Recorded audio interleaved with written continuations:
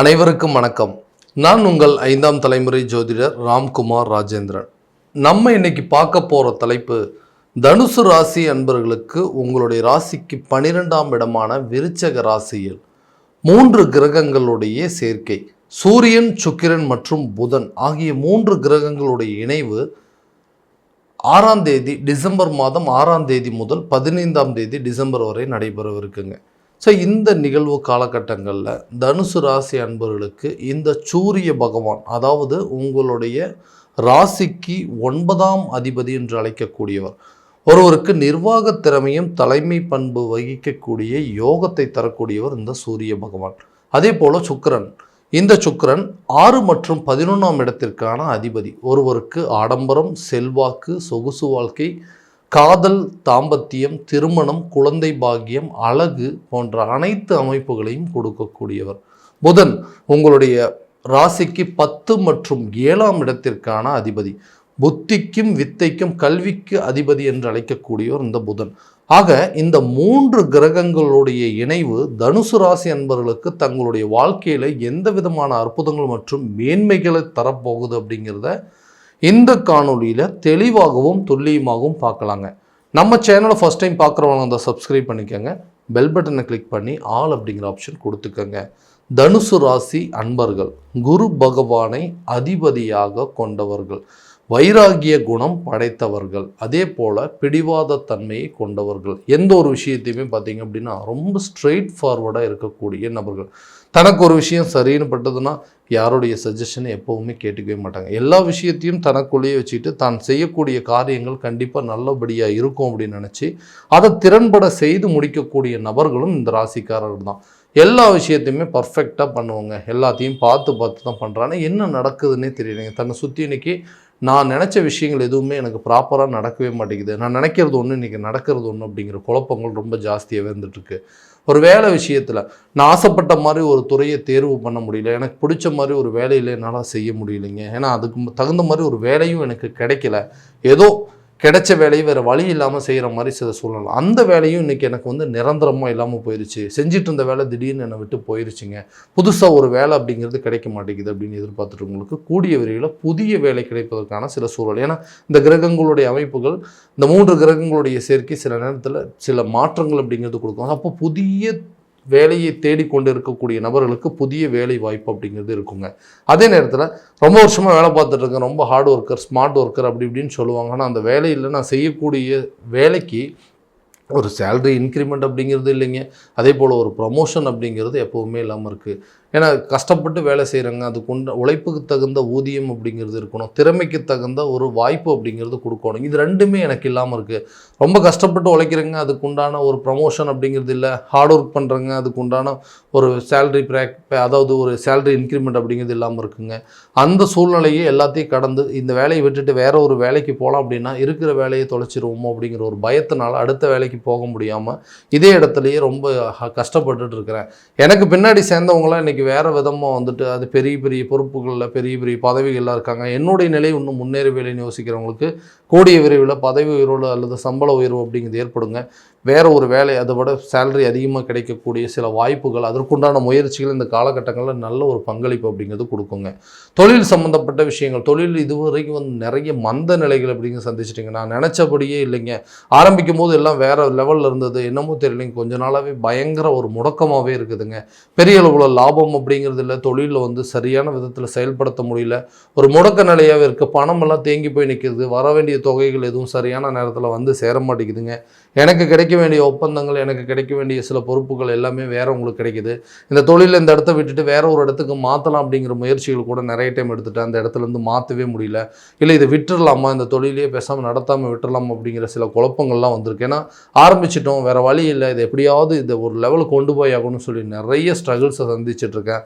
அந்த பிரச்சனையிலேருந்து மீண்டு வரக்கூடிய ஒரு காலகட்டமாக இருக்க போது தொழிலை அடுத்த லெவலுக்கு கொண்டு போகிறதுக்கு, தொழிலை ஒரு இடத்துலேருந்து இன்னொரு இடத்துக்கு மூவ் ஆன் பண்ணுறதுக்கும், புதிய தொழிலை தொடங்குவதற்கு, தொழிலில் இருந்து வந்த தேக்க நிலைகள், அந்த மந்த நிலைகள், இழுபறிகள், இது எல்லாமே தீரக்கூடிய ஒரு தருணமாக இருக்க போதுங்க. அப்போ தொழிலில் ஒரு நல்ல லாபகரமான சூழல் அப்படிங்கிறது ஏற்படும். இதுவரைக்கும் ஏற்பட்ட விரயங்களும் நஷ்டங்களும் போகுங்க. தொழில் ரீதியாக இருந்து வந்த நஷ்டங்களை நீங்கள் சரி பண்ணிவிட்டு அதுலேருந்து வெளியே வருவீங்க. இது வரைக்கும் இருந்த கெட்ட பேர் அப்படிங்கிறது அகலும்.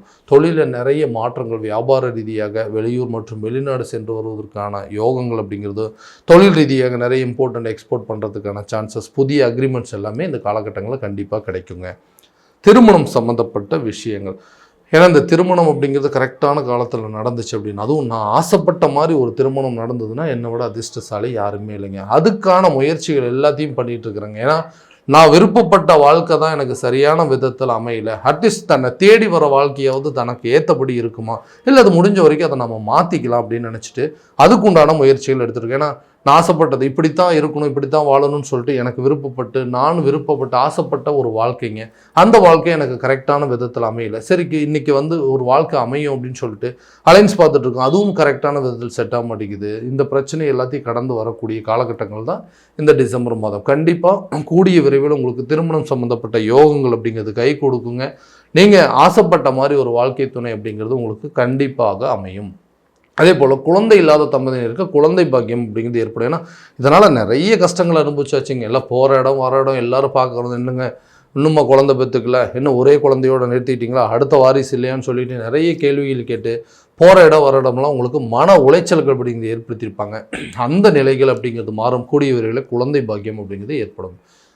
கணவன் மனைவிக்கிடையே இருக்கக்கூடிய கருத்து வேறுபாடுகள், என்ன விஷயம், அதாவது எதுக்காக சண்டை போடுறோம்னே தெரிய மாட்டேங்குது, எதுக்கு எடுத்தாலும் சண்டை போடுறோங்க, பயங்கர கஷ்டமாக இருக்குதுங்க. ஒருத்தருக்கு ஒருத்தர் விட்டு கொடுத்து போகக்கூடிய சூழல் இல்லை, பிடிவாத குணம் ரொம்ப ஜாஸ்தியாக இருக்குது, வைராகிய குணம் ஜாஸ்தியாக இருக்குது, யார் விட்டு கொடுத்து போகணும் அப்படிங்கிற அளவுக்கு சில ஈகோ அப்படிங்கிறது எங்களுக்குள்ளே வந்துருச்சு. இந்த காரணத்தினால குழந்தைங்களை சரியான விதத்தில் பார்த்துக்க முடியலைங்க. எங்களுக்குள்ள ஒரு மன நிறைவு அப்படிங்கிறதுல மன நிம்மதி இல்லை, நல்ல நிம்மதியை உட்காந்து சாப்பிட்டே பல நாள் ஆகுதுங்க. அந்த அளவுக்கு சண்டை சச்சரவுகள், தேவையில்லாத நபர்களுடைய தலையீடுகள் எல்லாமே வந்துருச்சு. ஏன்னா இந்த லைஃபே வேண்டாம், ஏன்னா இந்த மாதிரி ஒரு பிரச்சனைகள்லாம் இருக்குமா குடும்ப வாழ்க்கையில், இந்த லைஃப்பை விட்டு எப்படியாவது வெளியே போயிடணும் அப்படின்னு சொல்லிட்டு டிவோர்ஸ் கூட அப்ளை பண்ணியாச்சுங்க. அந்த டிவோர்ஸ் கூட இன்றைக்கி கரெக்டான விதத்தில் எனக்கு முடியாமல் இருக்குது. ஏன்னா இந்த லைஃபே எனக்கு வேண்டாம், இதுக்கு மேலே இங்கே இருந்தோம் அப்படின்னா என்னால் உயிர் வாழவே முடியாதுங்கிற அளவுக்கு சில பிரச்சனைகள் அப்படிங்கிறது நிறைய பேர் சந்திச்சிருப்பீங்க.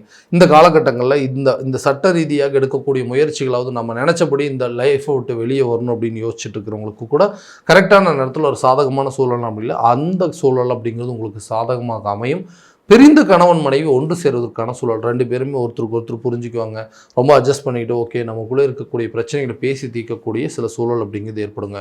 அதே நேரத்தில் நிறைய பேர் செய்யாத சில தவறுக்கு நிறைய தண்டனை அப்படிங்கிறத அனுபவிச்சிருப்பீங்க. நான் எந்த தப்புமே பண்ணலைங்க, எல்லா தப்பும் எம்எல்ஏ சொல்கிறாங்க, இதுக்கெல்லாம் காரணம் நான் இல்லை, நான் எந்த தப்புமே பண்ணலின்னு சொல்லி புரிய வைக்கிறதுக்கான ஒரு வாய்ப்புகள் கூட கொடுக்க மாட்டேங்கிறாங்க. அந்த அளவுக்கு பிரச்சனைகள் இருக்குது.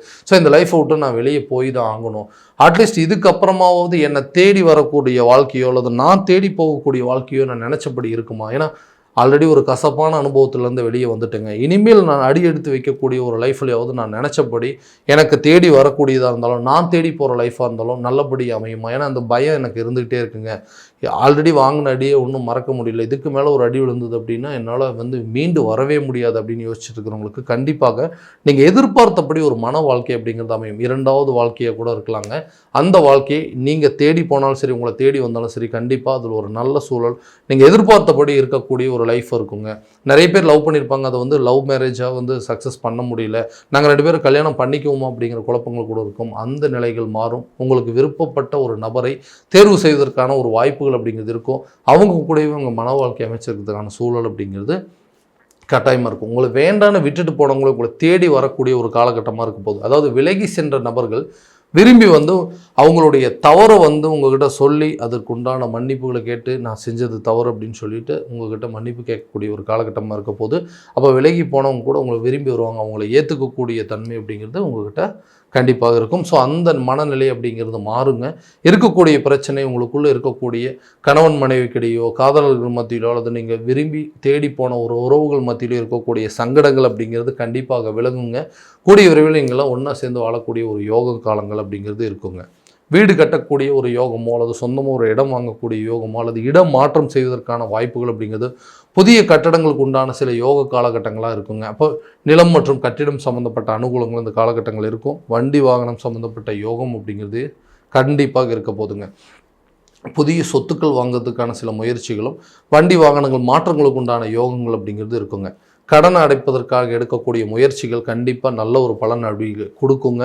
இது வரைக்கும் நீங்கள் வாங்கின கடன் எப்படியாவது அடைக்கணுங்கிற போராட்டங்கள், அந்த கடன் அடைப்பதற்காக நீங்கள் எடுக்கக்கூடிய முயற்சிகள் எல்லாமே நல்ல ஒரு பங்களிப்பு அப்படிங்கிறது கொடுக்கும். ஆரோக்கிய ரீதியாக இருந்த அந்த பாதிப்புகள் அப்படிங்கிறது விலகுங்க. ஆரோக்கியத்தில் கொஞ்சம் கவனம் செலுத்தணும், இல்லைன்னா வீண் விரயங்களும் வீண் செலவுகள் அப்படிங்கிறது வரும். மருத்துவ ரீதியாக சில செலவினங்கள் அப்படிங்கிறது உருவாகுங்க. ஆரோக்கியத்தில் கண்டிப்பாக நல்ல முழுமையான கவனம் செலுத்துங்க. கரெக்டான நேரத்தில் தூங்குறது, கரெக்டான உடற்பயிற்சி, ஆரோக்கியம் சம்மந்தப்பட்ட உணவுகள் இதெல்லாமே இந்த நேரத்தில் மிக முக்கியமான ஒரு சில வழிமுறைகள் அப்படின்னு சொல்லாங்க. அதே நேரத்தில் கல்வி சம்மந்தப்பட்ட சில விஷயங்களில் நல்ல மேன்மை அப்படிங்கிறது இருக்குங்க. கல்வி மாற்றம் சம்மந்தப்பட்ட முயற்சிகள் நல்லா இருக்கும். உயர்கல்வி சம்மந்தப்பட்ட அனுகூலங்களும் சரிங்க. நல்ல எதிர்பார்த்தபடி நல்ல ஒரு ரிசல்ட் அப்படிங்கிறது இந்த காலகட்டங்களில் கிடைக்குங்க. அரசு சம்மந்தப்பட்ட அனுகூலங்கள் அப்படிங்கிறதும், அரசு ரீதியாக நமக்கு கிடைக்க வேண்டிய பட்டம் பதவிகள் அப்படிங்கிறதும், இந்த கவர்மெண்ட் ஜாபுக்கு எக்ஸாம்ஸ் எழுதிட்டு இருக்கிறவங்களுக்கு கூட இந்த நேரத்தில் ஒரு நல்ல வாய்ப்பு அப்படிங்கிறது இருக்குங்க. ஸோ இது வரைக்கும் நம்ம பார்த்ததெல்லாம் கோச்சார ரீதியான பலன்கள் மட்டும்தாங்க. இந்த பலன்கள் அனைத்து உங்களுக்கு நடக்குமானா உங்களுடைய சுய ஜாதகத்தை முறையாக தெரிஞ்சுக்கிட்டு, அதில் உள்ள திசாபுத்திகள் எப்படி இருக்கிறதுங்கிறத நல்லா தெரிஞ்சுக்கிட்டு, அதற்குண்டானபடி சில முயற்சிகள் எடுத்திங்கன்னா வாழ்க்கையில் எல்லா விதமான வெற்றிகள் அப்படிங்கிறது கண்டிப்பாக உங்களுக்கு கிடைக்குங்க. உங்கள் ஜாதகத்தை எங்கிட்ட பார்க்கணுன்னு விருப்பப்பட்டீங்கன்னா கீழே தெரியுற நம்பருக்கு காண்டாக்ட் பண்ணி அப்பாயின்மெண்ட் ஃபிக்ஸ் பண்ணிக்கோங்க. அப்படி இல்லையா ஜாதகத்தை வாட்ஸ்அப் மூலமாக அனுப்பிச்சு வச்சிங்கன்னா தெளிவான முறையில் கணிச்சு துல்லியமான பலன்கள் அப்படிங்கிறது உங்களுக்கு தெரியப்படுத்தப்படுங்க. மீண்டும் அடுத்த காணொலியில் உங்களை சந்திக்கும் வரை உங்களிடமிருந்து விடைபெறுவது உங்கள் ராம்குமார் ராஜேந்திரன். நன்றி.